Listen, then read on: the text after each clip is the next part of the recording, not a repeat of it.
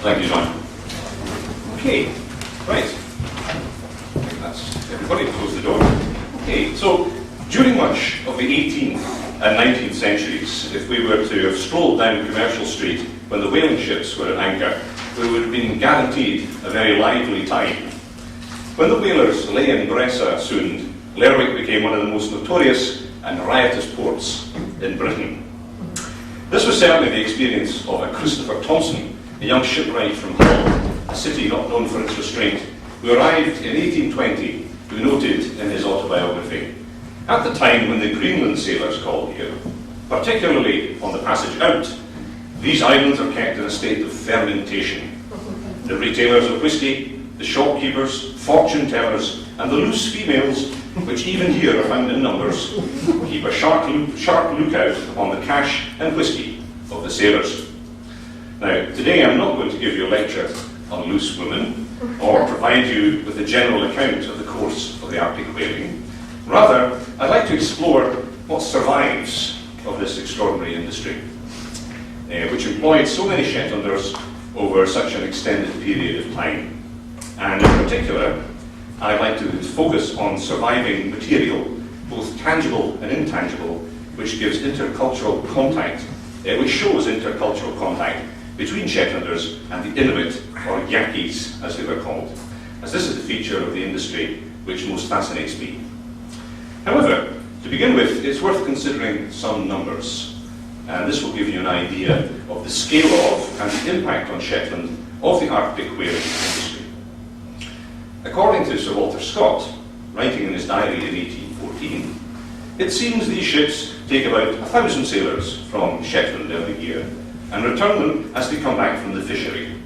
Each sailor may gain from £20 to £30, which is paid by the merchants of Lerwick, who have agencies from the owners of the whalers in England. The whole return may be between £25,000 and £30,000. These Shetlanders, as they get a part of the pay on landing, make a point of treating their English messmates, who get drunk, of course, very riotous. Between 1755 and 1775, some 50 to 90 vessels a year were enlivening Lerwick on their way to the Davis Straits. This grew to as many as 253 vessels in 1788. The numbers dipped during the Napoleonic Wars, but soon revived. In 1808, 600 Shetlanders were involved as Greenland men, while by 1825, 1,400 Shetlanders were aboard 70 whalers.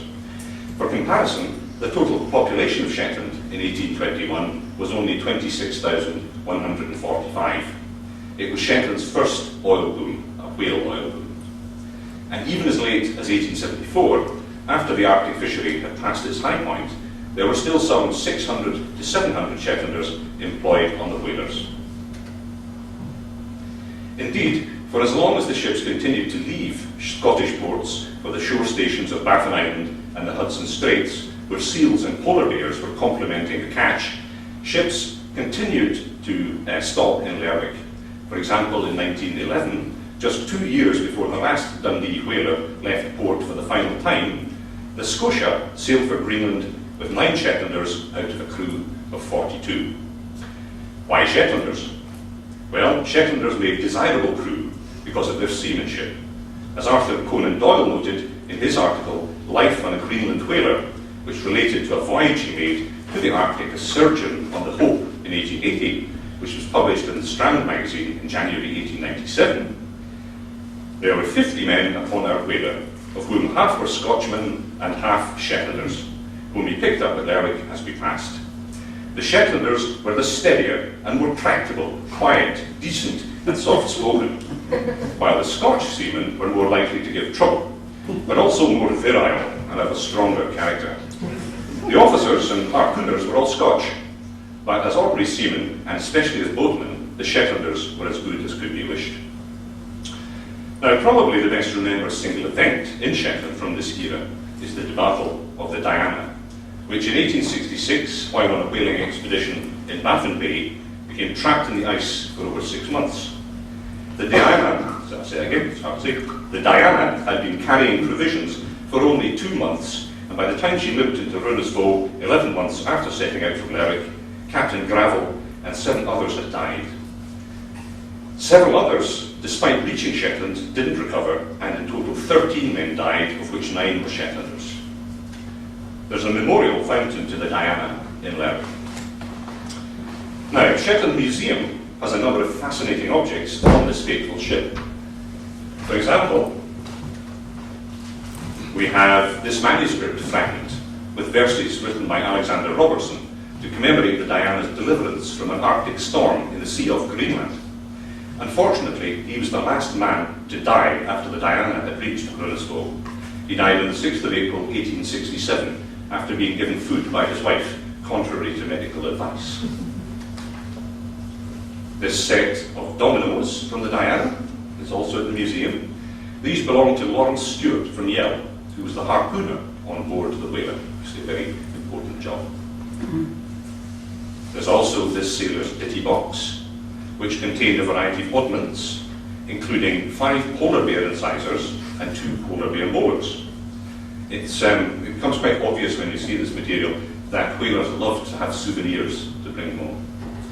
Now, this belonged to John Hutchison, who was born on Skerries. He was the half-deck boy on board the Diana.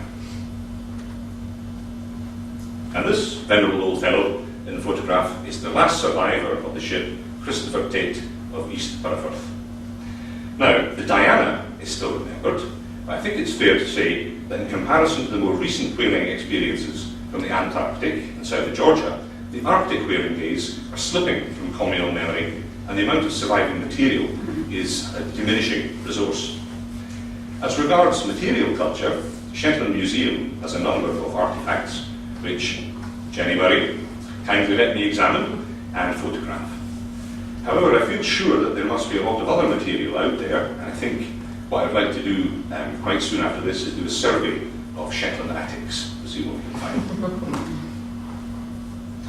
As for intangible cultural heritage, there's no one left alive to tell us what it was like getting frozen into the ice in Davis Straits, or dancing with the Inuit at Umanarjuak on Baffin Island. However, the School of Scottish Studies online resource, the Kistorichis, provides some evocative material and some colourful old Shetland voices. So let's look at some of this stuff. First of all, let's look at the fascinating and varied material held in Shetland Museum. This first object is a fid for splicing rope. It's made of walrus ivory, and we mustn't forget that particularly after the end of the golden era of whaling, walrus and seals were also hunted in huge numbers. For example, in 1898, the Terra Nova brought home to Dundee 750 seals, 250 walrus, and 26 polar bears. Here is one of the aforesaid polar bears. This is a polar bear skin which was used as a rug in the main room of Islesborough House. According to the museum notes, around 1900, the skin was bartered in Andrew Smith's shop by a whaler's wife against the winter's shopping. Smith was a merchant whose premises is now occupied by the Shetland Times bookshop. This beautiful object is a pricker, which is also made of walrus tusk, walrus ivory. And it has a particularly attractive piece of rope work around the join where the handle is morticed in. There you go. And it's from Kierkegaard in Olnefurt. But this particular object, also made of walrus tusk, is very interesting. It was donated as a fid, but is actually the tip of an Inuit harpoon. This part of the harpoon head, which would originally have been socketed into another piece of bone or tusk, and it goes into the animal, and then it comes off from the actual harpoon. And it was donated by the child of Magnus Anderson of Quayford near Ollerberry. And just to show you how these things are attached, here's a harpoon head, an illustration of an Inuit harpoon properly socketed from the Skin Boats of Greenland, which is a rather excellent book by Peterson, which explains all about the different types of kayak used in Greenland. The museum also holds a whaler's harpoon. So this is an iron harpoon found during excavations near 86 Commercial Street. It's So it proves that sometimes archaeologists don't have to go particularly far back in time to find interesting objects. And this is a 2-flue iron with stop withers. Those little things are withers. And according to Captain William Scoresby, who wrote an account of his whaling campaigns, as it were, in 1820, he explains how these things work. When the harpoon is forced by a blow into the fat of the whale, and the line is held tight, the principal withers seize the strong ligamentous fibres of the blubber and prevent it from being withdrawn. And in the event of its being pulled out, so far as to remain entangled by one wither only, which is frequently the case, then the little reversed barb, or stop wither, as it is called, collecting a number of the same reticulated sinewy fibres, which are very numerous near the skin, prevents the harpoon from being shaken out by the ordinary motions of the whale. This type of harpoon was used before the mid-19th century, before the toggle iron was developed by a certain Lewis Temple of New Bedford in the States in 1848. Interestingly, the idea of the toggle iron may have been inspired by the Inuit. Now, I'd like to turn to the museum's Inuitiae of the title. It's an ugly little neologism that I made up, but it seemed to work. This is material made by the Inuits and traded with the whalers. These goods mainly comprise models of kayaks and sealskin pouches for tobacco. The first such object I'd like to show you is this kayak, given to the museum by the grandniece of poor old Captain Gravel of the ill-fated Diana.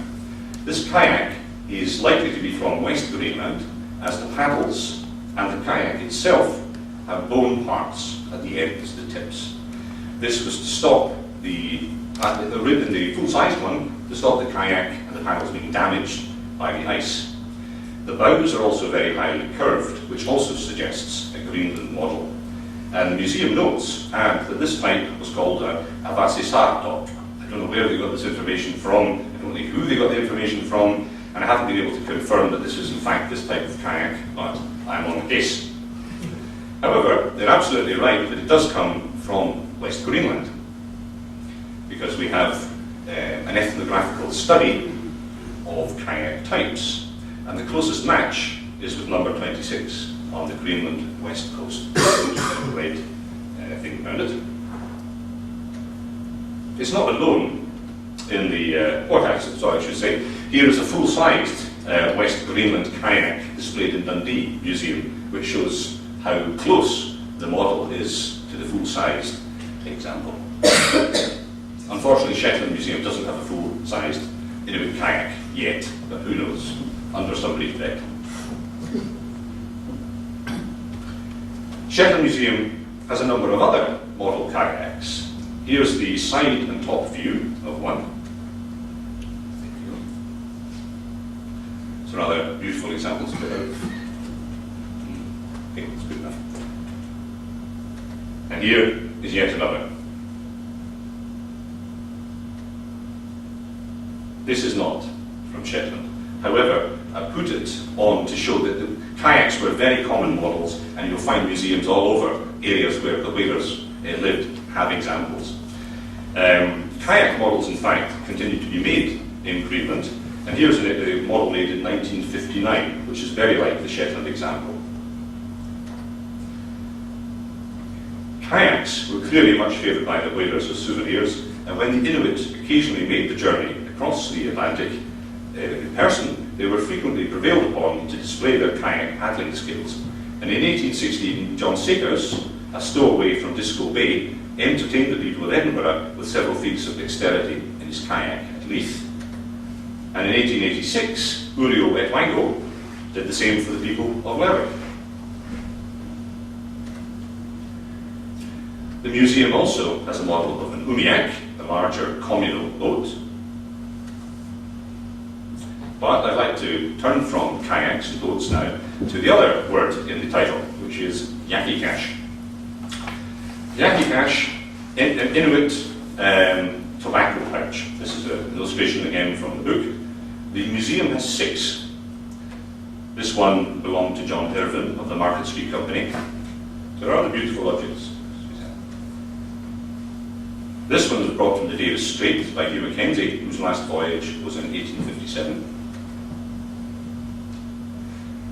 This one doesn't have any information about where it came from, but it's a beautifully made one, and it has illustration of people holding hands, I think. And this one was also owned by John Irvine, so he obviously traded with the whalers when they got back from his shop. But this is undoubtedly the most beautiful example. It belonged to George Linklater of Biosetter in Bressa, and he served on the whalers the Eclipse and the Eskimo. Thanks, Dan. And we actually have pictures of these particular ships. This is the Eclipse on the right. The Eclipse was built in Aberdeen in 1866, sailed from Peterhead, and there's actually a folk song, which I won't sing at the moment because I don't have time, which tells you about the Eclipse, and it seems to be written by a Shetlander, because the last verse says, "We'll tell him that we'll never sign again for 1 and 3, and we'll march through Commercial Street and sing the Jubilee." And here's a picture of the other boat that he was on, which is the Eskimo, built in 1863 by Alexander Stevens and son of Dundee. There's a fascinating account published in 1900 about one of her voyages to the north called The Cruise of the Eskimo, steam whaler to Davis Straits and Baffin Island, which actually records a trading exchange that resulted in the giving of these objects. Tuesday, May 16th, still blowing very hard from the northeast. So at noon we turned round and ran into smooth water in Disco Bay. Sea, whoever that was, shot a seal. White whales seen going north. Having a mail on board for the governor of Godhavn, we steamed slowly to the entrance of the harbour and blew our siren, which brought off 2 boats full of Eskimo. Slippers, tobacco pouches, model kayaks, etc. were produced and duly trocked or bartered for coffee, biscuits, old shirts and trousers and handkerchiefs. So we now actually have the recorded evidence of what was exchanged for these things. George Linklater also brought back a handbag of sealskin and a pair of baby slippers, smocks, and you can see the beautiful detail on this bag underneath. The last 2 objects that the museum has, which eloquently demonstrate contact between the whalers and the Inuit, are these 2 items. A killick, which is a soapstone lamp or stove, and a pana, a snow knife used for constructing snow houses. The killick is made of steatite, and the pana was found under the eaves of an old house in Stanidale. Here's a picture of a killick being built, and the coat of arms of the territory of Nunavut, which had a killick in their picture. Now we're coming dangerously close to the end of time, so I'd like to just have a word or two about intangible cultural heritage which has survived. So I'll just quickly say this. Many words associated with whaling were borrowed by the whalers from the Dutch, and there's a whole range of them. The spekschner was from the Dutch spekschneider, the blubber cutter, who was the man who cut up the whale.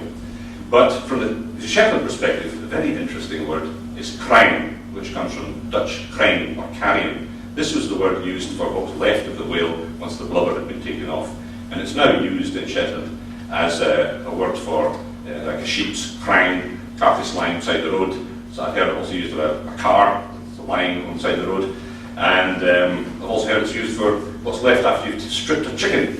So it has come into the dialect. Okay.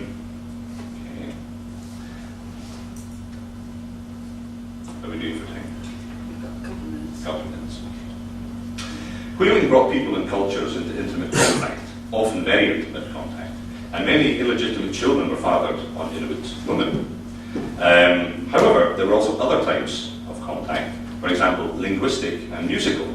Many Inuit learned English, and several whalers became fluent in Inuit. For example, Captain Alexander Murray probably spoke good in Inuit as he spent most of his life with his father in Cumberland Sound and other areas of Baffin Island. And it's likely that ordinary whalers also picked up a few Inuit words and phrases. And the School of Scottish Studies has several recordings of an old whaler called William Hunter, who was born in 1890 at Skellister in Nesting. And his experiences were recorded by Dr. Albert Hunter in 1966. And according to his account, He was on the Scotia in 1907 and caught some whales, and he had contact with the Inuit, and he could relate Inuit words to Albert Hunter, and so he knew the word for woman, which is kuna. Apparently it is a derogatory term, so maybe we won't spend too much time on that. He also knew the word for man, which is Isaacie, presumably the personal name Isaac. In another recording, he says that Kanawi was the word for a bear, not the more usual Nanook in the north. Tupik was the word for a hut, and Yaki slippers were called kumiks. Now, Tupik also, there's a Tupik there.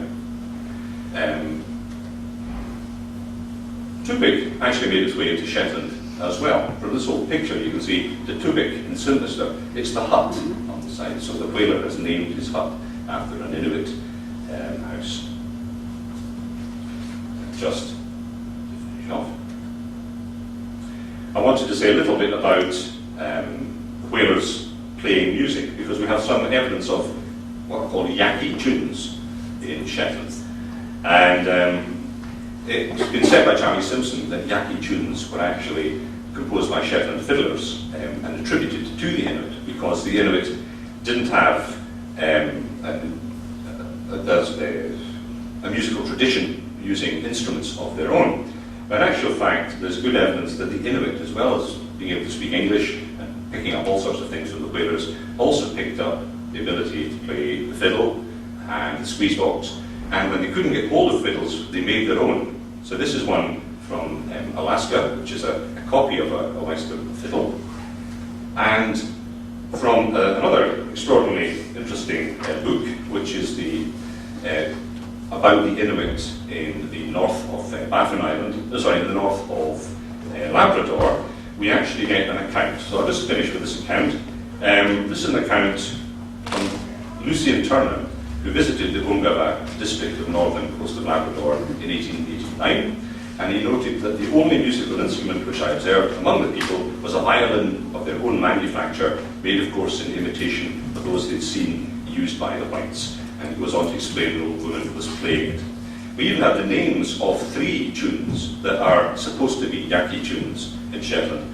They don't have Yakkie names. There's Willefjord, Oliver Jack, and Hjogravolter. All these are attributed in recordings by Tom Anderson in the 1950s.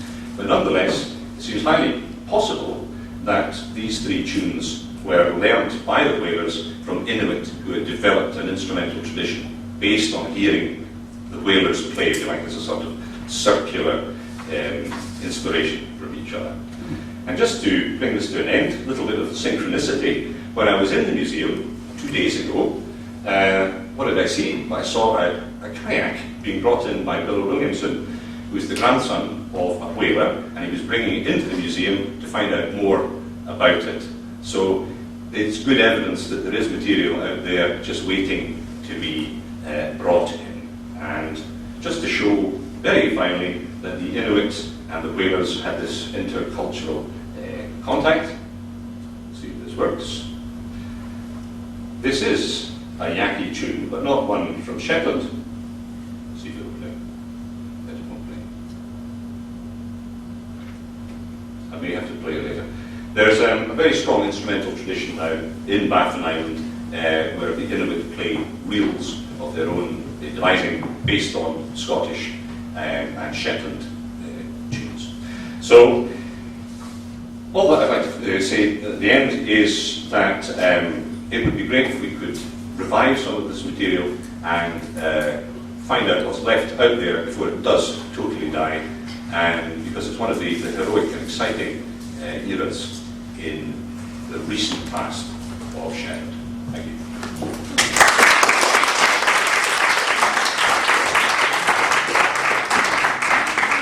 Thank you very much for that, Andrew. You might not know, but Andrew's a trained opera singer, so we should make him sing. Any quick questions for Andrew? Time for maybe 1 or 2 for the next.